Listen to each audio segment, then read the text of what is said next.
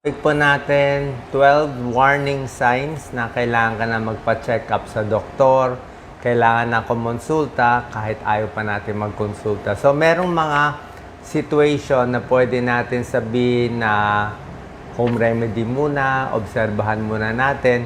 Pero merong 12 na situation, 12 na senyales, sa tingin ko mas maganda pa-check up na tayo. Merong mga bagay na walang choice para lang makasigurado. Okay? Hindi naman kailangan tuloy-tuloy yung consult. At least isang beses para tayo makasigurado. Ano tong 12 signs na dapat na magpa-check up? Number 1, palaging pagod. Ibig sabihin sa matagal na panahon, baka 1 buwan, 2 buwan ka ng pagod. Parang hindi ka makagalaw. Pag sa umaga, pagising mo, dapat refresh ka, di ba? Pero pagod ka pa rin. Hirap ka makatulog. Maraming possibility yung laging pagod Laging pagod, nanghihina, maraming possibility. Pwedeng anemic. Kulang ka sa dugo, kaya ka napapagod. Pwede yung laging pagod, thyroid problem. Hindi mo kasi mahalata. Minsan, hindi naman lumalabas yung thyroid problem. Yung anemic, hindi mo rin mahalata. Baka kulang ka sa vitamins. Pwede rin pagod. Low potassium, mababa ang potassium, hina din lagi. Depressed. Baka depressed, kaya laging pagod. At diabetes. Yung mga may diabetes, laging nangihina. Laging pagod din yan. At syempre, ang binabantayan natin, ayaw natin yung mga bukol. Diba? Kasi yung mga cancer, ang sintomas dyan, hindi naman masakit agad. Minsan, fatigue lang Parang pagod lang lagi, pero wala ka pa nararamdaman na kahit anong sakit. So, pag pagod kayo, siguro 2 buwan ng pagod, wala namang masama, magpa-general check-up. Number 2, out of 12 signs, kailangan ng kumonsulta, pagbabago sa mood. Yung may mental health problem, usually hindi mo mapapansin yung mental health problem yung mga bipolar disorder. Bipolar, minsan sobrang hyper na sobrang saya. Tapos mamaya, sobrang lungkot. Yung pabago-bagong mood niya. Sobrang saya ng ilang araw, 3 araw, labas ng labas. Tapos 3 araw, nagkukulong sa kwarto, bipolar yon. Yung mga depressed. Yung depression, one side lang, malungkot lang. Meron din mga personality disorder. Meron din schizophrenia, mental health problem. Ang problema dito sa mood changes, usually ganito ang nakikita natin sintomas. Kung di sa inyo, baka sa kamag-anak nyo. Parang lagi siyang irritable. Parang irritable siya na mabilis magwala. Mabilis pumutok. Mabilis siya. Parang hindi mapakali. Parang inis sa mundo. Pero wala namang reason. Walang reason. Basta mabilis lang siya mag-snap, mabilis magalit, irritable. Usually, yun ang pinaka-sign na baka bipolar, baka may depression, baka schizophrenia. Yun ang pinaka-mood change, yung irritable na hindi mapakali. Okay? Wag kayong mag-expect na pag depressed, kailangan nagkukulong, hindi na kumakausap sa tao. Minsan hindi ganoon Yung lagi lang galit, nag-i-snap na. So, iba na yon. Mood change na yon. Number 3 sign na kailangan na magpa-check up, yung malakas humilik lagi. Yung hilik ng hilik na parang nahihirapan huminga. Yung pag natutulog, parang narinig mo lagi, gumagano siya. Parang tuloy-tuloy yung hinga niya. So, parang laging may barado dito sa lalamunan, sleep changes, pwede siyang obstructive sleep apnea. May barado dito sa lalamunan. Pag obstructive sleep apnea, meron na heart attack doon Marami ngayon na nalalagyan na nitong CPAP machine kasi sino ang at risk? Yung medyo maiksi yung leeg. Kung medyo maiksi yung leeg, may taong ganun maiksi ang leeg, medyo makapal dito sa leeg, o medyo overweight, kahit di ganun ka-overweight, bali yung dila na babara sa lalamunan pag natutulog. Basta yung hilik ng hilik, pa-check kayo. Tapos paggising, di maganda ang pakiramdam. Sa pagtulog, merong isang important sign ng mental health problem. Ito, hindi nyo to alam. Yung madalas bangungutin. Wag na lang bangungot. Nightmare. laging masama yung panaginip. Okay? Kung paminsan-minsan masama panaginip mo, okay lang yon. Pero yung ilang araw, parang may humahabol sa'yo, may multo, yung tuloy-tuloy yung sumisigaw ka, pagising mo sa madaling araw. Pag madalas yung nightmare, ibig sabihin, meron kang problema na tinatago. Meron kang subconscious na problem. So, baka depression, baka may ibang problem ka, baka sobra kang stress. Kaya, laging nightmare, masamang panaginip, tapos hindi pa makahinga, tapos insomnia pa. Pagising mo, parang hindi ka refresh, parang kulang pa rin sa tulog kahit nakatulog ka. Number 4 sign na kailangan na magpa-check up sa doktor, yung mga pagbabago sa balat. Basically, nunal. Kung meron kayong makita malaking nunal dyan na maitim na dati wala naman. Tapos biglang lalabas, may maitim na nunal. Palaki ng palaki. Ano yung mabilis lumaki na nunal? Ang mabilis lumaki siguro within 6 months. Sa loob ng 6 months o 1 year, lumalaki. Yung mabilis na yung lumaki.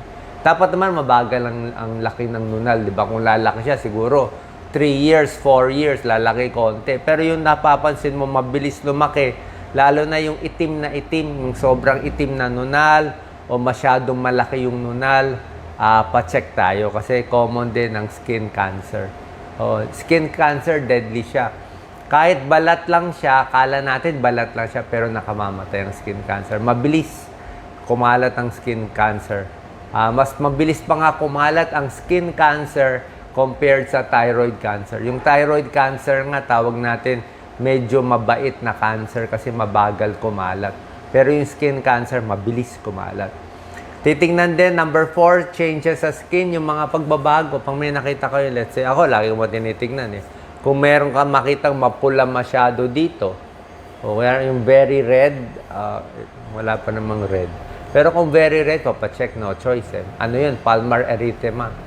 Liver problem yun. Pwedeng liver cirrhosis, pwedeng bukol sa liver, o pag sa katawan, meron kayong nakitang patsi-patsi na, basta yung kakaibang kulay, o yung hindi ka naman kinagat ng lamok, hindi ka naman eczema, hindi mo naman kinakamot, tapos merong mga bago ka nakikita sa balat mo, lalo na dito sa may dibdib, sa may tiyan. Kung may bago kayo nakikita, pa-check na lang. Kasi yung mga internal organs natin, internal organ, yung mga kidneys, yan, yung mga liver, yung mga diabetes, lumalabas sa balat yan May diabetes, may kidney failure, sa balat lumalabas yung mga rash. Tapos yung mga liver cancer, may mga lumalabas na spider angioma, may kung ano lumalabas. So, minsan yun lang ang clue.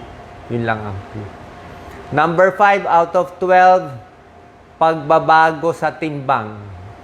Okay, biglang namayat. Ito, very obvious to. Pag namayat kayo ng 10 pounds, di ba, walang gana kumain, hirap matunawan. Okay naman, hirap matunawan minsan. Pero yung namamayat ka ng 10 pounds, maraming dahilan. Pwede natin sabihin na yung biglang namamayat, hindi nyo alam to tuberculosis, TB. Ang daming may tuberculosis sa Pilipinas. Ang active TB natin, more than 1 million. More than 1 million active TB. So, tuberculosis, namamayat. Yung hepatitis B sa Pilipinas, very common din. Hepatitis B natin, 16%, which is luma na yung data ko, 16%. 16 million. 16 million Pinoy may hepatitis B carrier. Pwede ring mamayat kasi yung liver medyo namamaga konti. So, TB, hepatitis, thyroid problem, hyperthyroid, mamamayat, yung mga bowel problem, namamayat, at syempre, cancer, namamayat. Oo, cancer. Like yung tatay ko dati, no clue, no pain, no wala. Namayat lang. Isip natin, baka hindi siya kumakain, baka tumatanda, namamayat. Di ba, matanda, mga namamayat. Pero, pag namayat, cancer na pala yun. Di ba? So, pag namayat ng 10 pounds na hindi nagpapapayat, yun na yun. Okay? Hindi sigurado cancer. Marami nga cancer, TB, hepatitis, o baka malnourished lang. Marami namang dahilan Number 6, pagbabago sa dumi. Okay, pag ang dumi nyo may dugo na lumabas o maitim ang lumabas, walang choice magpapacheck up. Yung maraming dugo o kulay itim, at least pa-check isang beses para masigurado natin na baka almoranas lang, diba? Pero ang takot tayo, colon cancer, stomach cancer, o ulcer. Ulcer na dumudugo, ulcer na minsan yung ulcer walang pakiramdam, yung ulcer masakitan yan, pero may ulcer na so pag dumumi ng dugo, ibang usapan. O pag sumuka ng dugo, ibang usapan yun. Sumuka, dumumi ng dugo, pa-check agad yun. No choice tayo doon. Diba? So, yun ang mga pancreatic cancer, liver cancer, lahat yan possible. Number 7 out of 12 na no choice magpapacheck up yung ihi ng ihi. Yung ihi ng ihi, hindi naman ganun kadelikado dapat, diba? Ihi ng ihi sa babae, pwede UTI. Ihi ng ihi, pwede tumatanda ang babae, menopause, di ba? Mabilis Lalaki, lahat ihi ng ihi. Pag edad 40, 50, 60, ang lalaki, lumalaki ang prostate. Halos lahat lumalaki ang prostate. So, ihi din ng ihi. Pwede rin yon. Ang problema lang, sa ihi ng ihi, minsan masakit yung pag-ihi, di ba? So, bukod sa prostate na lumalaki sa lalaki, ang kinakatakot natin sa mga lalaki, prostate cancer. So, para malaman kung prostate cancer o hindi, papa-ultrasound tayo. Papa-ultrasound, papa-check sa urologist para malaman na prostate lang lumalaki. May gamot ininom sa prostate. Walang home remedy sa prostate. Wala. May gamot, yung mga Avodart, Duodart, yung mga, walang choice, walang generic. May generic na finasteride, pero wala pa talagang generic na murang-mura. So, walang choice prostate, yun lang ang pinakamagagawa natin. Kundi lalaki. Pag lumaki yung prostate, baka maoperahan, baka makayod. Kinakayod pa yung prostate. So, no choice pa mga lalaki ngayon, tulad ko, prostate problem, UTI, lumalaki prostate cancer, iniiwasan. Tsaka yung ihi ng ihi, pwede ring diabetes. Diabetes ang early sign na uhaw. Laging dry mouth, tapos ihi ng ihi. Number 8, out of 12, kailangan magpa-check up, laging nilalagnat. Laging nagkakasakit. Dapat magkakasakit tayo mga 3 times in a year. Pero kung napansin nyo na pag nakakasakit kayo, halos buwan-buwan.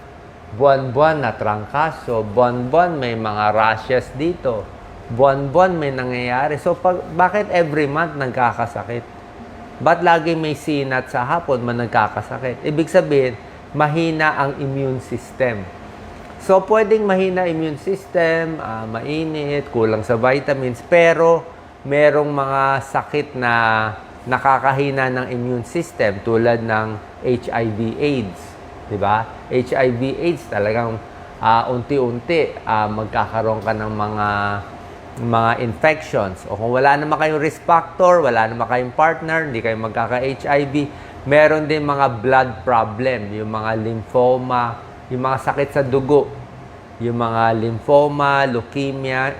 Maliit lang naman chance nito. Pero ito kasi paulit-ulit na buwan-buwan ka na nagkakasakit. So, warning sign na yun. Alangan naman din natin bantayan. So, gagawin lang ng doktor, papa-blood test ka, makikita naman kung biglang may abnormality. Kung wala nakita, di maganda. Diba? Baka stress ka lang. Pero bago natin sabihin na lahat ito ay stress lang, pa-check na lang. Diba? Sayang din. Baka mabuhay. Diba? Gusto na naman natin long life. So, yan. Frequent infection, pa-check ng CBC, check kung may blood problem. Number 9, laging inuubo. Ubo ng ubo, hirap huminga. Yung dating hindi hirap huminga, lalo na pag ubo, may dugo, di ba? O laging may plema, di ba? Pwedeng yung ubo o lung problem, hirap huminga, pwedeng smoker, pwedeng expose ka sa usok, jeepney driver, bus driver, nagmomotor, naggagrab, expose sa usok, nasisira yung baga. Pwedeng tuberculosis, okay? Pwedeng may sakit sa baga, allergic rhinitis, pwede hika, pwede emphysema, nasisira yung baga, at pwede lung cancer, di ba? So, hindi natin alam. So, pag laging hirap huminga, ganyan ang problema, pa-x-ray, at least x-ray minimum. Makita natin kung may lung problems o wala. Number 10, na kailangan na magpa-check up yung biglang lumalabo yung paningin. Okay? Hindi yung laging malabo. Ito, kaya ito yung sinulat ko. Ito yung malabo, mamaya lilinaw, mamaya lalabo, yung fluctuating yung vision mo. Diba? Kung salamin lang kasi dapat, pag malinaw, malinaw na. Pag malabo, malabo. Pero yung pabago-bago, pwede siya sign ng diabetic retinopathy. May problema ka sa retina. So may eye problem. Pwedeng diabetes, pwedeng high blood. Medyo delikado yon. Pag hindi mo kasi pina-check yung mata, hindi lang danger pagkabulag pamahal ng pamahal yung gastos. Pamahal ng pamahal yung gastos. Kasi pag mahal yung mga laser, may mga ooperahan pa sa mata. Kaya habang maaga pa, baka kailangan lang i-control yung diabetes, i-control yung high blood. Baka may glaucoma. Glaucoma, nakakabulag din. So, yung mata, very important din. Hindi lang natin pinapansin. Actually, yung tenga din, very important. Sa tenga, pag may lumabas na luga, yung nabara na. Minsan kasi nabubutas yung tenga Nabubutas yung tenga sa airplane, sa pag-akyat sa Baguio, mataas na lugar. So, pag meron ng luga na lumabas na marami-rami o nagbara na siya, pa-check din kayo sa tenga. Sayang din yung tenga kasi pag nabutas yung tenga, minsan di na gumagaling. So, forever na butas, lagi na may infection, mahirap din yun. Hindi ka na makaligo kasi pag ligo mo, pag napasukan ng tubig, tapos butas yung tenga, mag-i-infection. So, mata and tenga, number 10. Number 11, syempre bilang cardiologist, chest pain pa rin talagang, ayun naman tayo. Karamihan naman ng chest pain, hindi sa puso. Lalo na kung bata pa kayo, kung kayo ay 30 years old, babae, wala namang, hindi naninigarilyo, masakit ng dibdib, most likely walang kaso. Pero pag kayo may chest pain, tapos edad 40 pataas, paano kung smoker ka? Paano kung diabetic ka, lalaki, diabetic, malakas kumain, di ba? Matigas ulo, stressful yung job, government work, lawyer, med deadline, tapos sumasakit yung dibdib, hinihingal-hingal. Siyempre, ang daming ngayon inaatake sa puso, di ba? So, number 1 killer pa rin ang heart attack. Every day sa Pilipinas namamatay sa heart attack, almost 300 people. 300, lumang data to, siguro ngayon baka 350 na. 300 people dying every day. So, in a year, libo-libo namamatay from heart attack. Hindi na binabalita. Paano? Very common, ba't namatay na heart attack? Parang as usual na yun pero syempre, heart attack, stress, smoking, tsaka chest pain.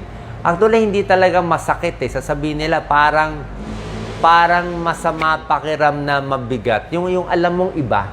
Actually, ang sintomas dito, alam mong iba na Masama kutob. Sundin mo kutob mo. Pag may nagbubulong sa'yo, malay mo, guardian angel mo yan. Diba? Baka may angel kaya nagbubulong, uy, magpa-check up ka na. Wala ka ng choice. Pag may nagbulong ng ganon, syempre magpa-check ka na. Malay mo, pag nagpa-check, mabigyan ka lang ng tableta, gumaling na. Di wala nang problema, di ba? Hindi naman natin kailangan asahan miracle palagi. Miracle na nga nalaman mo bad sign, tapos nagpa-check ka, okay na yun. Okay? So, yung chest pain na may risk factor, mas kailangan magpa-check sabihin. Lalaki, overweight, naninigarilyo, stressful ang job, kulang sa tulog, lahat yan. Yung kulang sa tulog, ang daming sakit na bibigay. Kulang sa tulog, ma-high blood ka. Kulang sa tulog, tataas yung blood sugar mo.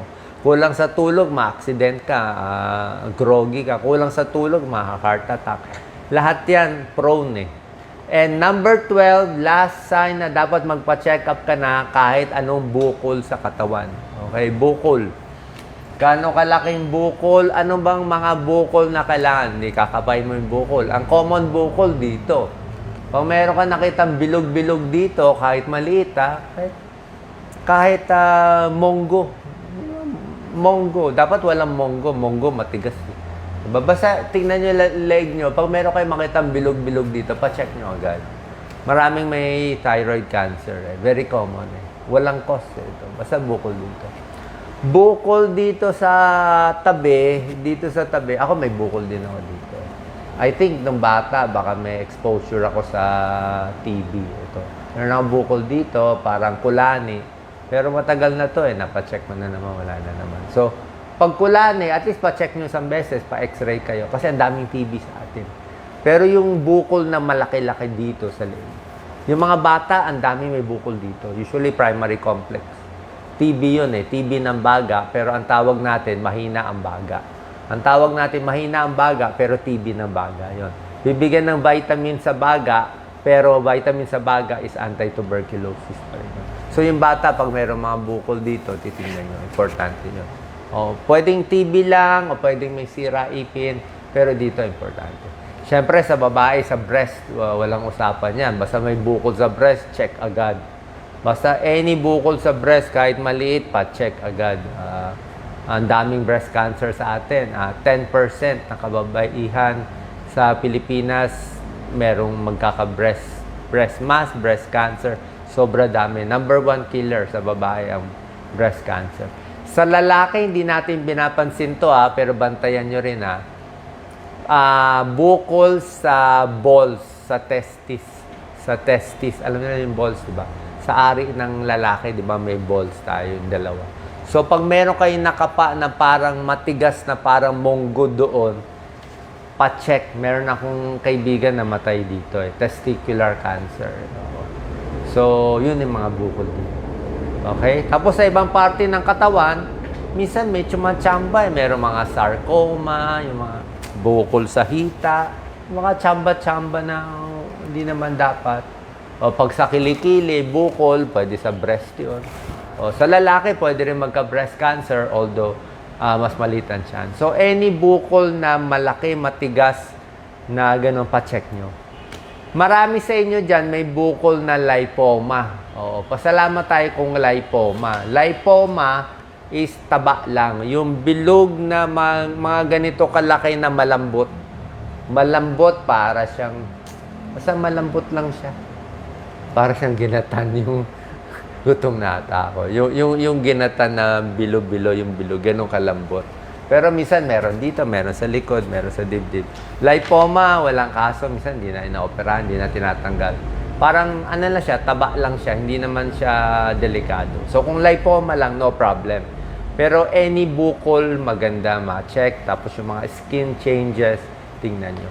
Pero syempre, lahat ito, kailangan tigil sigarilyo, kumain ng healthy, uminom ng maraming tubig, diba? Positive thinking lang. Huwag masyado mainitin ng ulo, good mood lang tayo kasi yung anger, galit sa ibang tao, mamaya magkasakit pa tayo niyan.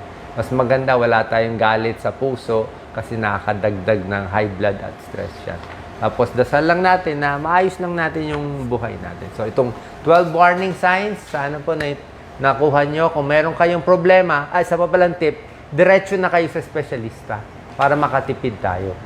Kung masakit ang dibdib, diretso na kayo sa cardiologist. Pag may bukol, diretso na kayo sa surgeon. Pag dito, diretso na kayo sa endocrinologist. Pag hirap huminga, humihilik, diretso na kayo sa ENT o pwede sa pulmonologist. Pag sa balat, diretso kayo sa derma. Bakit diretso na? Para makatipid kayo. Kasi kung pupunta muna kayo sa ibang doktor, tapos hindi niya linya, hindi magdodoble lang ang konsulta nyo, doble bayad. Diba? Magiging gusto natin mas makatipid kayo para isahan lang yung magiging bayad ninyo. Okay?